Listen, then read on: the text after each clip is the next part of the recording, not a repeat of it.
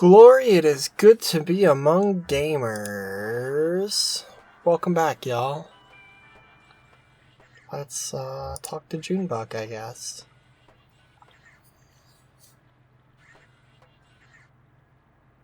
That guy's a trip, that gas station attendant. Did you talk to him? It's funny, he actually reminds me of that frog we had for a bit. I thought it was a toad. Oh, is there a difference? Toads live in the mud, frogs live in trees. Huh, I never knew.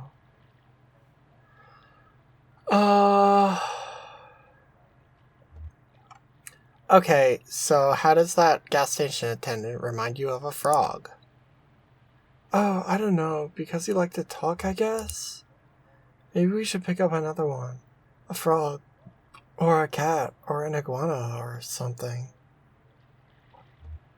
Feeling lonely, Cricket? Not exactly. Not like that guy in the gas station. That guy lets the world wash over him, static like a rock. But you and me both together, we're always moving, always changing. I think it's because we feel the same way. We feel safe with each other. You know?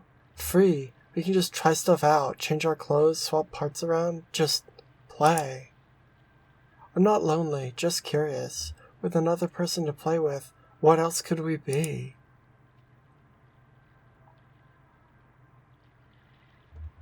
You may be right, Cricket. You really think so? Wow, I thought I'd have to wear you down a little, like I did with the gerbils. Oh, that's Kate. Time to hit the road. River, I mean.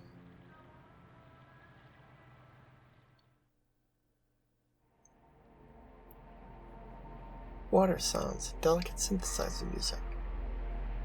See that small brick building? It used to be an upholstery shop. Now it's inhabited by very skilled taxidermists whose art is greatly in demand. When it was an upholstery shop, it didn't see nearly as much business. The old shop's name has been lost to time and weather. This was decades ago. And the only trace of it now is the grade frame of an old sign and new lettering, which now reads Trapper, Stalker, and Sportsman. And then below, smaller, no specimen is too exotic, no arrangement too fanciful. Some of the upholstery equipment is still there, too, and still sees active use. Elise is the resident artist, though she's not the owner of the shop. It's owned by a reclusive ex-convict named Judah. Very little is known about him. His crime is generally assumed to be violent or otherwise gruesome in some detail. Though, of course, that's all speculation and probably comes from his association with the taxidermy business. Even though he never so much as skins a squirrel. He's more like a silent partner. I guess those are the ones you're supposed to keep an eye on. But Judah is old, keeps to himself, and the consensus seems to be that he's paid his debt to society, whatever that debt may have been.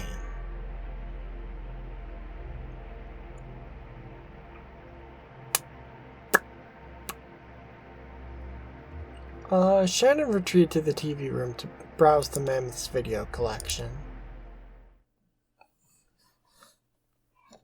Seems like there's some real choices in this one. Not that there weren't real choices in the previous acts, but kind of significant. Really changes how a scene goes, because a character won't be there. Eject. Sea urch. Shelves are full of dusty tapes. Some have been relabeled several times, the stickers piling up on thick on their spines. Weather. Insert.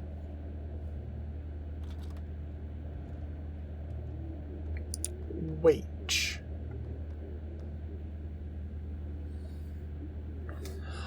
The on-screen The on-screen title identifies this program as The History of Weather, Volume 3, Drought.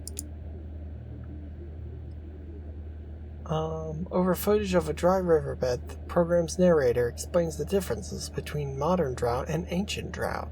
The narrator proposes that modern drought may hardly be considered weather at all, since its severity and behavior are so influenced by human activity. Boring. Eject. Search. Shane combs through the video archive. Science. Everyone loves science. Insert. Also, I love that little funky bug. Look at that funky little bug. Watch.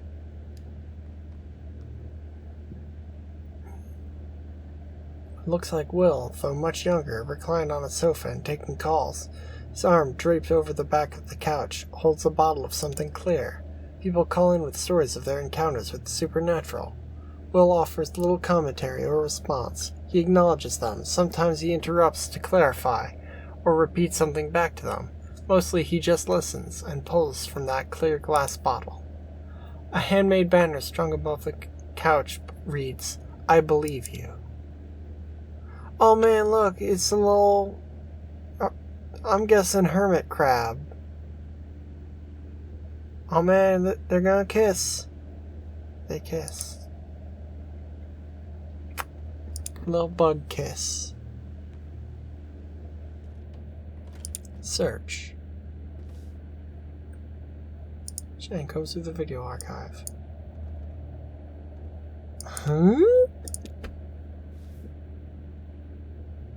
Insert. Watch.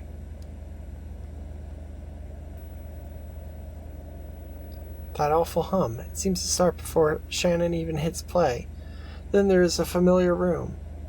There are the blank gray walls marked with tape and school desks, and this time she notices a few more details. The murky carpet, like standing water. Some video equipment stashed in the corner, a row of lockers. And there's Weaver, looking serenely at the camera. As before, she starts speaking, and as before, there's no sound but that hum. Shannon finds Weaver's words coming back to her, and they appear in captions on the screen. I do not at all remember Weaver's voice. Mail, school, and these magnificent tragic horses. Go underground, as deep as you can go. The air is cool and the earth is damp. And when you close your eyes, you are surrounded by the dead. Remember where that is? You'll find your way from there. I think this place is what you're looking for. Some of it will wash away soon, but I think you'll be happy here, even without the mail, school. The text repeats for a few minutes, and Shannon stops the tape.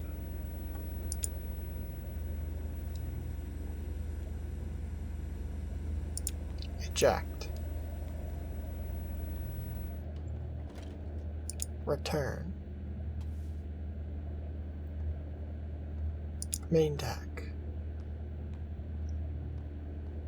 Oh man, there's a bunch of little critters down there. There's a bunch of funky little critters.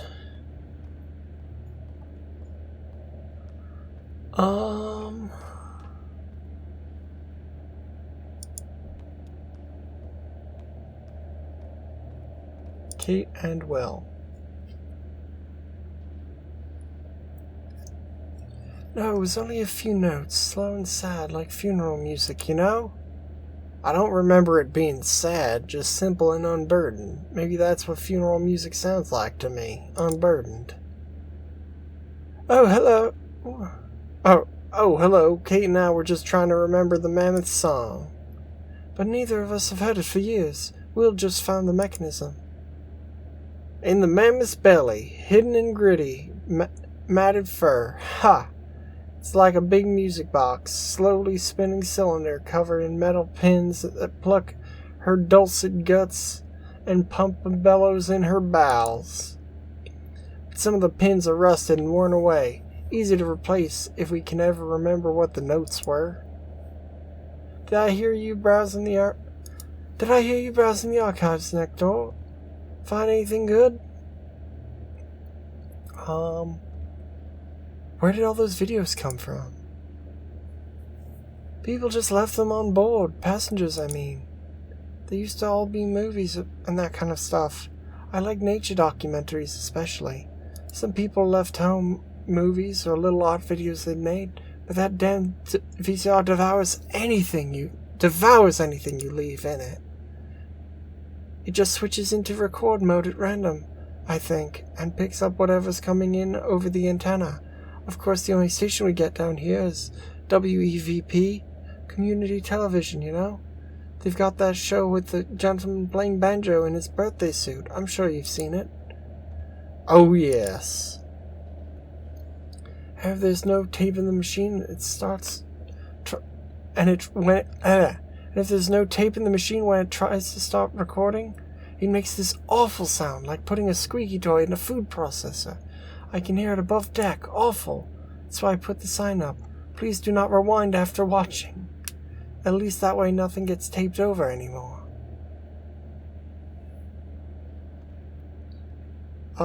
You were in one of those videos. I believe you, it said. Where was that taped? You had a TV show? I never knew. No, I don't believe I ever have. Title sounds familiar, but it's more like something I heard about, like secondhand information. They let anybody on there. That's the whole idea. Community television, or public access, they call it. I would say it's possible that I did the show you saw and then forgot. Wouldn't be the first time. The studio...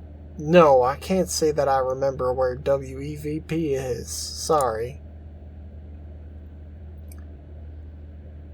You should meet Dashiell. He did a lot of volunteer work for WEVP in the early days, wiring up antennas and relays and stuff like that.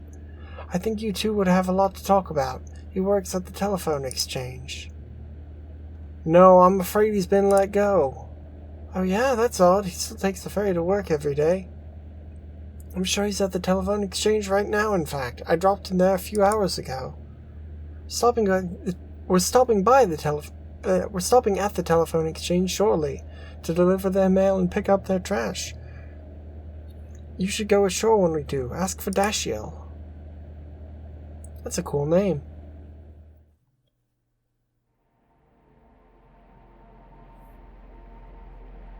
I rarely miss a chance to lounge on the beach around the rum colony, and I do enjoy a drink, but I don't find their signature liquor suits me. But this time I elect to stay aboard and shoot the breeze with Kate over some mineral water. Still, I heard reports.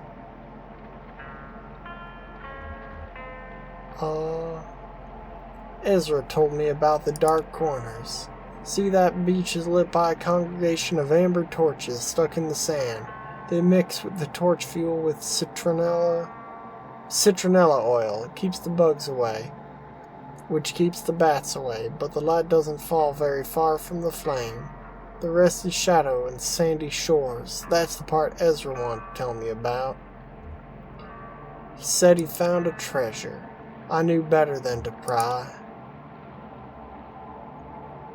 Alright.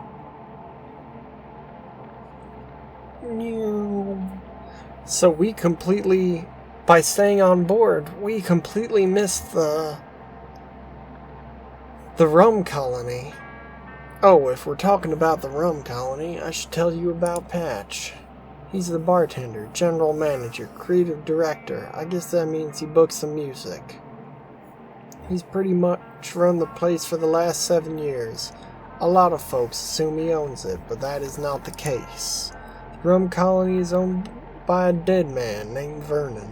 Technically, it would be owned by the power company, who once bought a sizable interest from Vernon as part of a state-sponsored investment program, but a clause in that arrangement requires them to keep their hands off the day-to-day, and most of the profits, so long as Vernon walks this earth. The upshot of all that is nobody came forth to identify the body.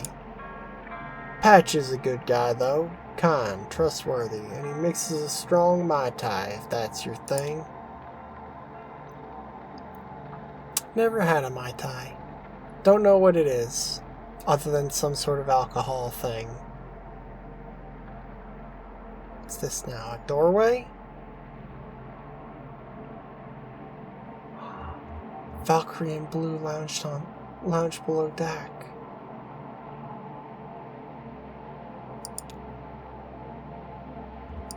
It's just gonna be a scene between the two dogs?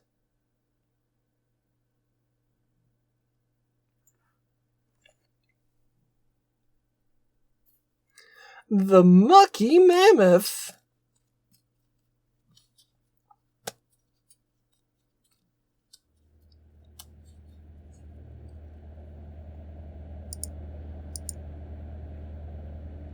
Okay.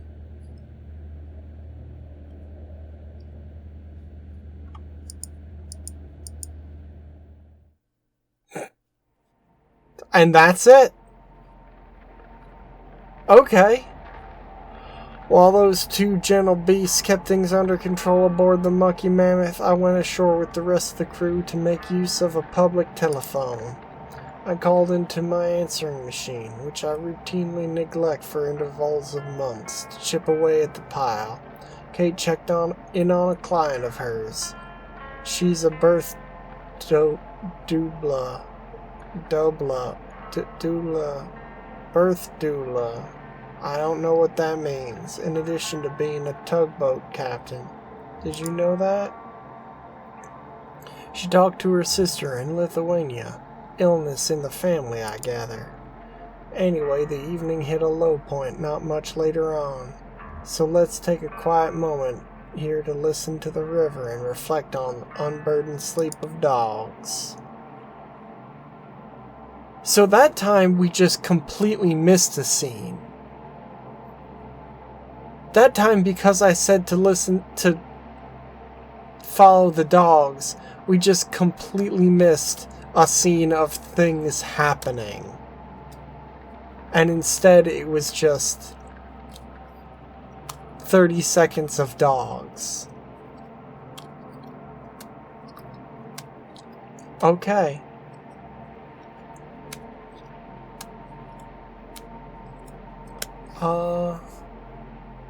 Shannon, Ezra, the old man, and I stopped at the Radvansky Center to make some quick cash. Let's actually do this scene. Act 4, Scene 5. The Radvansky Center.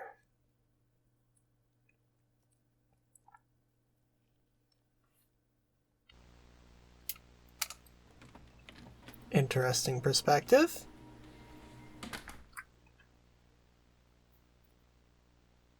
Good morning.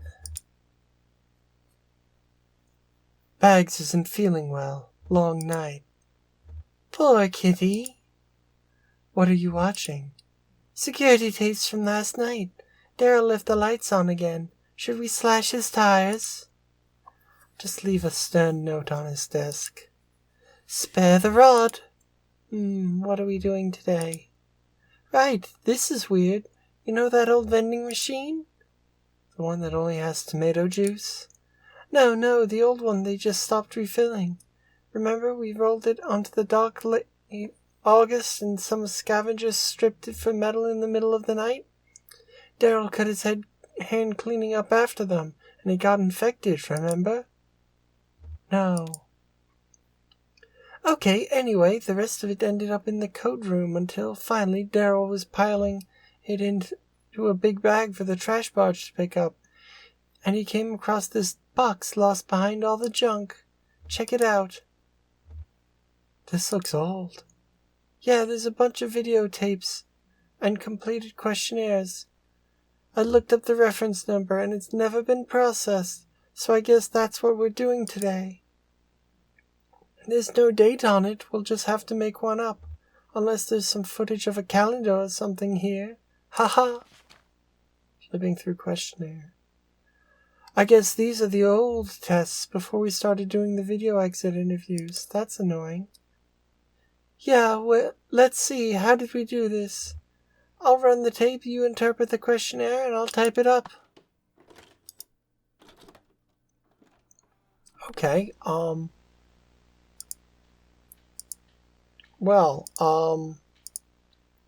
let's call this one here, actually, because it's time to do that. So thank you for watching, y'all. I love you very much, and I'll see you next time. That's still gonna keep counting, huh? Don't get to see how long I take between episodes. Remember, Black Lives Matter, defund the police. Bye-bye!